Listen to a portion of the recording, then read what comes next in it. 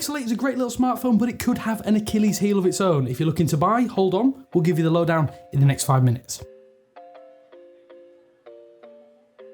At $699, the Pixel 8 looks like a really enticing proposition. It's smaller than last year, it's more powerful, has a better screen and lots of AI features thrown into boot.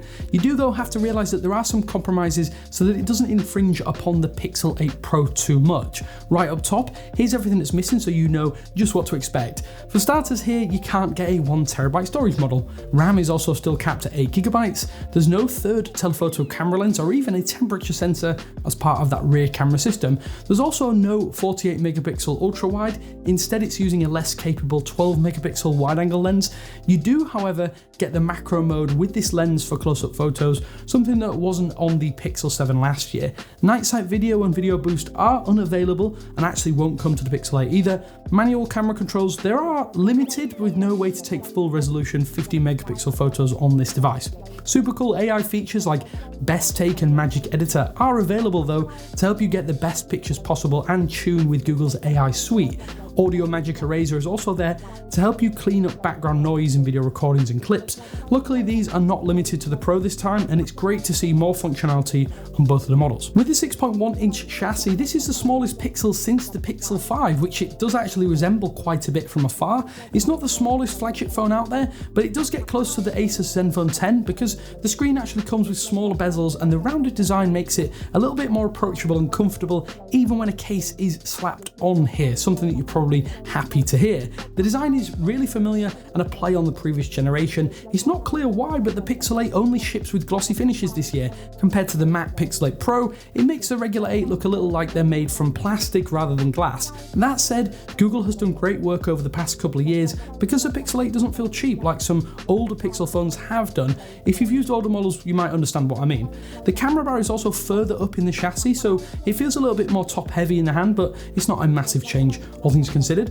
One of the most obvious upgrades over the previous generation is the improved 120Hz display. Like on the Pro, Google has labelled this as an Actua display, which is merely a buzzword. All that really matters is that it's super bright and legible with rich, deep and vivid colours. The maximum brightness is as good as devices twice the price here too, which means you'll be able to see this in all kinds of lighting conditions too.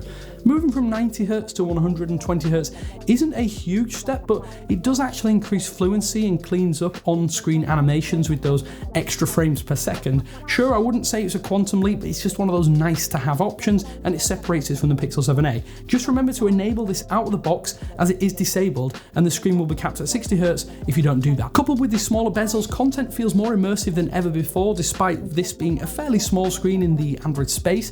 Only though Google chose not to give the Pixel 8 Gorilla Glass Victus 2, instead it's last year's regular old Victus coating.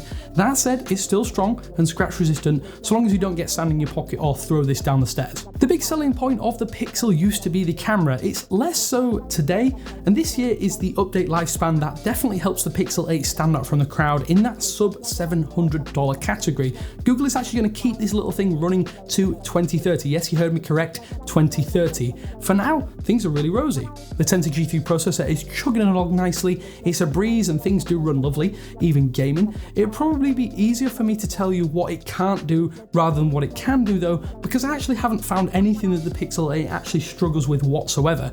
Like the Pro, the phone runs a lot cooler here too, which is always great for longevity and should help the device last a few years into the future. Android 14 has a few AI features baked in, like custom wallpapers that get designed in real time based upon your prompts, and the previously mentioned camera options for tuning and editing. The assistant as well has leveled up with Bard functions like the ability to summarize web pages for key talking points. Call screening has improved natural sound and responsive, with more updates also coming soon. Some of this functionality though is geo-locked to the US, at least at the moment, which is pretty typical of Google, but hopefully it won't stay that way for too much longer. Offloading some of that processing load from the device itself to the cloud may help the Pixel 8 last a lot longer, because if we start to see performance problems in the next few years, that 7-year update promise might not mean all that much if the Pixel 8 can barely handle opening apps and doing general tasks day to day. At this point in time, it doesn't look that way from where we're stood. In fact, I'm actually personally pretty sure it will age gracefully